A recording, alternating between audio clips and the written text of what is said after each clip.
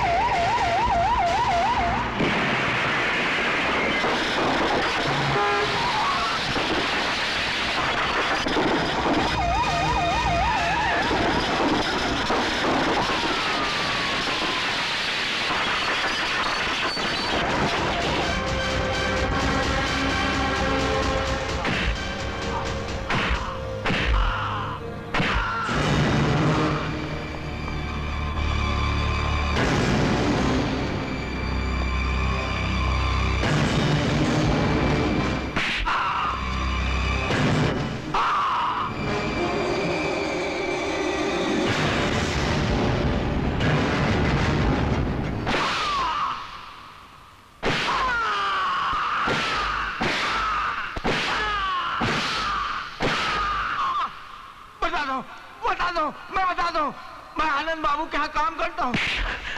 कौन आनंद बाबू? वही जिनकी शादी आपकी बहन के साथ हो रही है।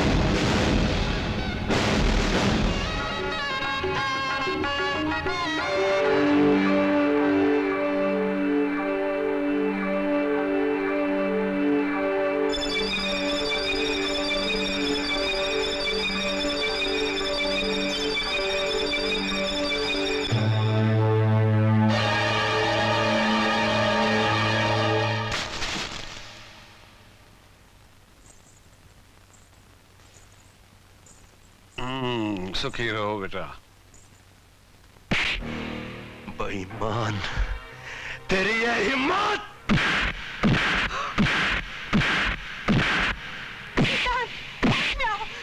Shut up you!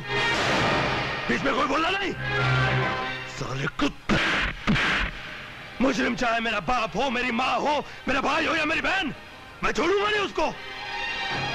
इन लोगों ने जानबूझ के हमारे साथ दगाबाजी की, जानबूझ के इसके बाप ने इसकी शादी मेरी बहन के साथ की, ताकि ये लोग कानून की आंखों में धूल झोंक सके, ताकि ये लोग कानून को ढाल बना के इस्तेमाल कर सके, ताकि ये लोग बहन के जरिए एक खुददार भाई को मजबूर कर सके, उसको दबा सके। मगर मैं इन लोगों के चला के चलने नहीं दूंगा। एक एक करके इनके सारे सपने तोड़ दूंगा मैं, और तुझे तेरे हर जुर्म की सजा भुगतनी पड़ेगी। दामाद वामाद तेल बेचने का, चल मेरे साथ चल।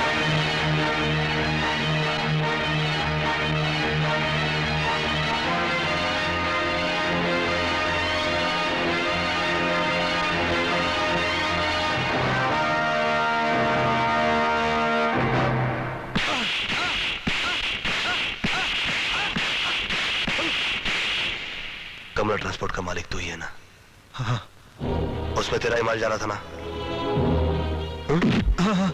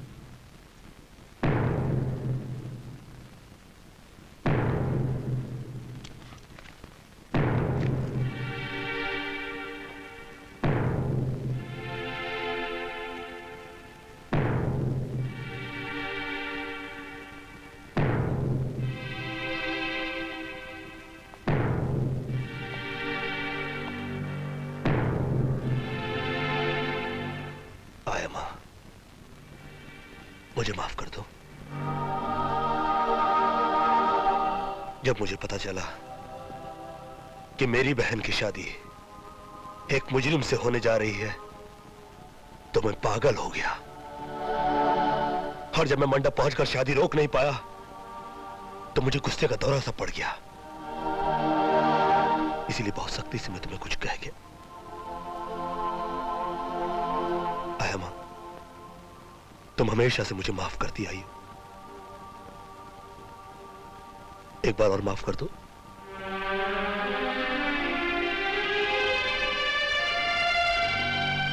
और अगर माफ ना कर सको तो मेरी गलती की सजा दो मुझे,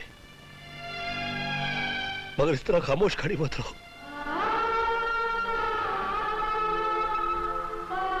यूं खामोश मत खड़ी रहो। सिद्धांत, बस कर सिद्धांत, बस कर। तुम्हारी तरह पांव पर गिरने वाली बेटी तो जन्म देने वाली माँ को भी मुश्किल से मिला करते। मैं तुमसे नाराज थी ना, इसमें दोष मेरा भी था, क्योंकि मैंने सिर्फ अपना ही दर्द याद रखा और तुम्हारा दर्द भूल गई। आओ, हम दोनों एक दूसरे को माफ कर दे। सिद्धांत,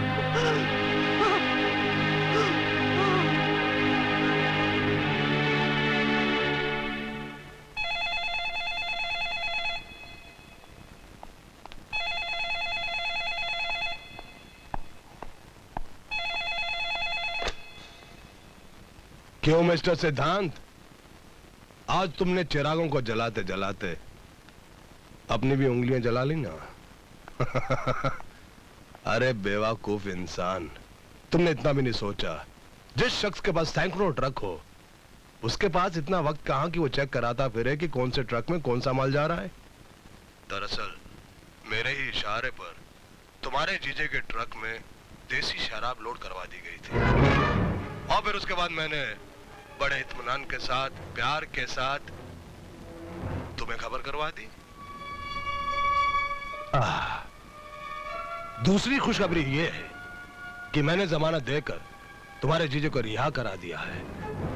अब वो लोग मुझे महान समझते हैं और तुम्हें उनका दुश्मन। Thank you. तुम्हें मुझ पर गुस्सा तो बहुत आ रहा होगा। आ रहा है ना? अरे कुछ बोलो भाई, बोलती बंद हो गई। जब 10 कमीने मरते हैं तो एक कुत्ता पैदा होता है। जब 100 कुत्ते मरते हैं तो एक सूअर पैदा होता है। और जब 1000 सूअर मरते हैं तो एक भड़वा पैदा होता है। और जब 1,00,000 भड़वे मरते हैं तब तो जैसा एक गंदा नेता पैदा होता है आदर्शवर्धन। हाँ? चुप हो गए? अरे तुम जैसे पुलिस ऑफिसर सिर्फ गाली देकर चुप नहीं बैठे रहते, आगे कुछ एक्शन भी लेते हैं। बोलो, तुम मेरे खिलाफ क्या एक्शन सोच रहे हो? ससुराल के बारे में सोच रहा हूं मैं। पहले अपनी बहन को उसके ससुराल पहुंचाऊंगा, फिर तुम्हारी बारी आएगी।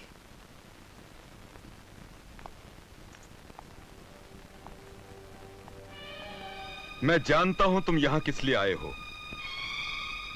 पहले तुम अपनी गलती की माफी मांगोगे ताकि तुम अपनी बहन को यहां छोड़कर जा सको।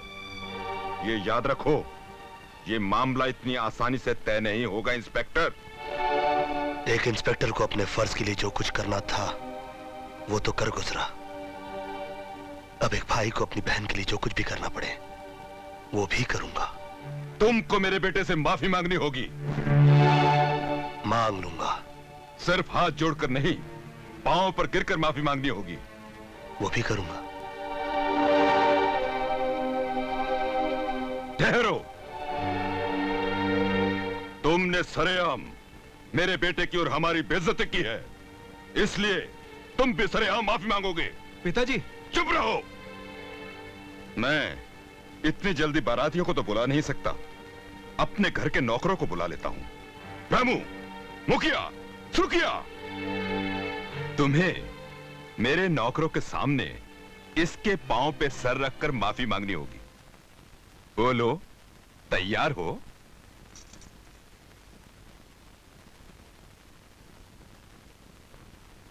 सुहाग के कंगन का वजन राखी से ज्यादा होता है।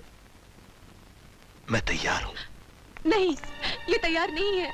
नहीं भैया, तुम ऐसा मत करो। तुमने तो गलती की थी, मगर ये तो जानबूझकर गलत कर रहे हैं तुम्हारे साथ। अपने भाई को इतना ज्यादा नीचे गिराने से तो अच्छा मैं ये समझूंगी अपने गले का मंगलसूत्र उतार कर फेंक दो। चलिए भैया, बिंदिया, चलिए यहाँ से।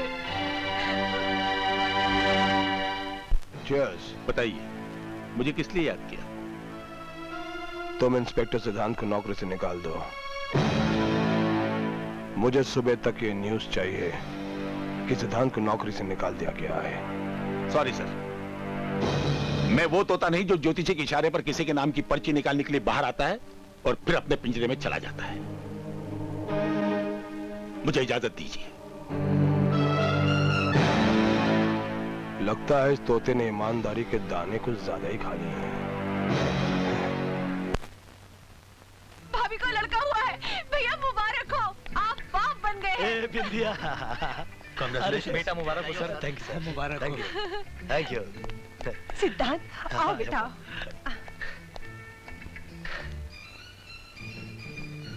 पूजा, सिद्धांत,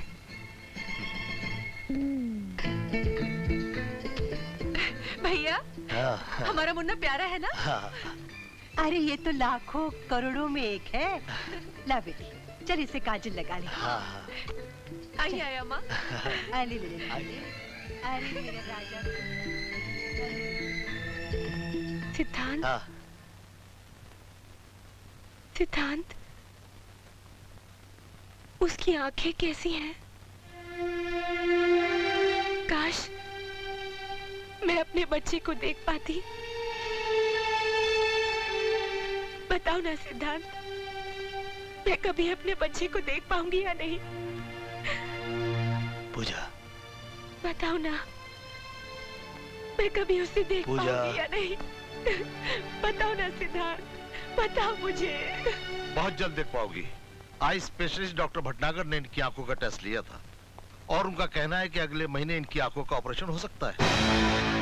अगले महीने की डॉक्टर साहब, कल क्यों नहीं? इतनी जल्दी मत करो इनका ऑपरेशन कराने में, क्योंकि अभी ये कमजोर हैं और एनेस्थीसिया देने के काबिल नहीं है, इसलिए इनका ऑपरेशन नहीं हो सकता। I'm sorry, I'm sorry। पूजा, तुम दूध और फलों पर ज्यादा जोर दो, खूब खाओ पियो ताकि तंदुरुस्त हो जाओ, और अगले महीने जब तुम्हारी आंखों का ऑपरेशन होगा तो मुझे पूरा यकीन है कि 100% कामयाब होगा। सुना तुमने? अब तुम रोना नहीं है? हाँ? आया माँ? अभी आया। सुना आप लोगों ने? डॉक्टर साहब का कहना है कि पूजा की आंखों की रोशनी अब दोबारा लौट आएगी। अरे वाह! भगवान करे किसी की बुरी नजर न लगे। सुना तूने? डॉक्टर साहब का कहना है कि तेरी भाभी की आंखों की रोशनी अब दोबारा लौट आएगी। वो सब कुछ देख सकेगी। अरे सोच के रहा, जा जाके मुबारकबाद दे उसे। मैं ये दोनों खुशखबरी बाबूजी को फोन पर देता हूँ।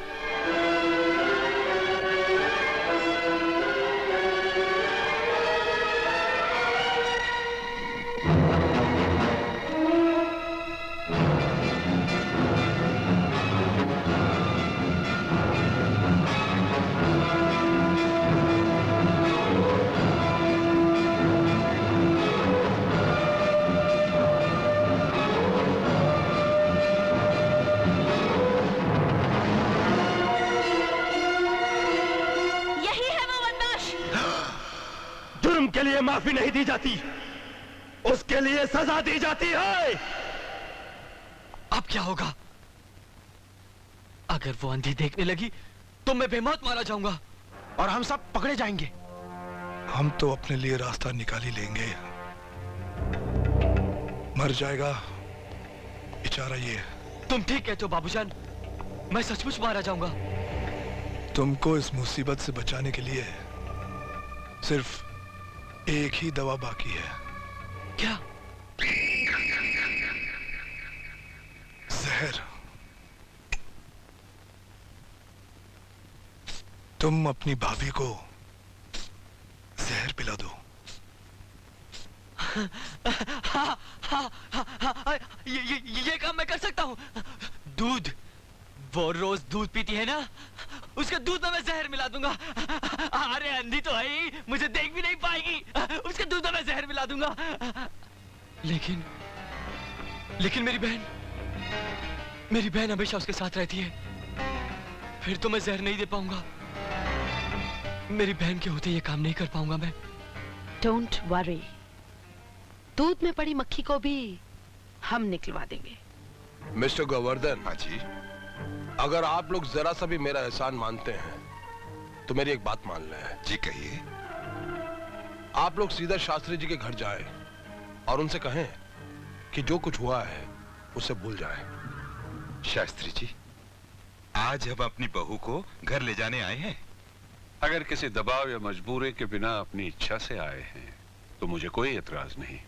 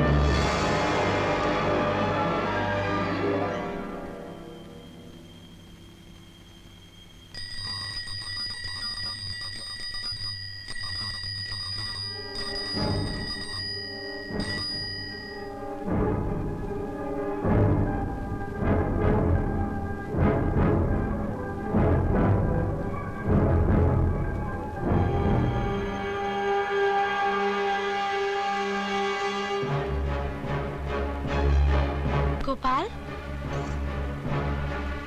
आज पहली तारीख है ना? तुम अपने पैसे लेने कल आना। आज घर के सारे लोग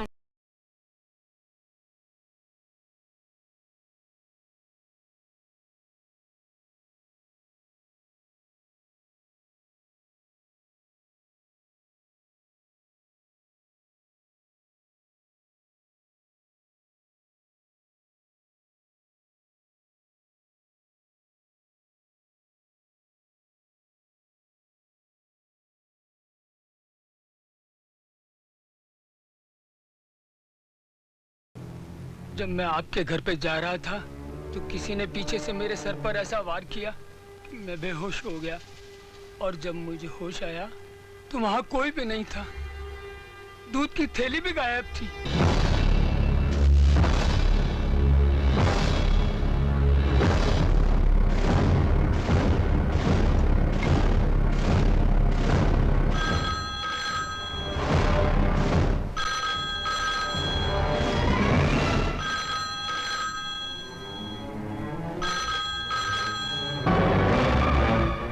पूजा, हेलो पूजा, मैं सिद्धांत बोल रहा हूँ। देखो घर में जो दूध आया उसे हाथ मत लगाना, उसमें कुछ भी हो सकता है, जहर हो सकता है, ये किसी की साजिश है, तुम्हारी जान भी जा सकती है। हेलो पूजा, हेलो पूजा, तुम सुन रही क्यों नहीं? पूजा, पूजा तुम जवाब क्यों नहीं दे रही हो? हेलो हेलो पूजा, उसमें जहर हो सकता है, किसी की जान जा सकती। फोन किसने उठाया? हेलो हेलो, फोन किसने उठाया?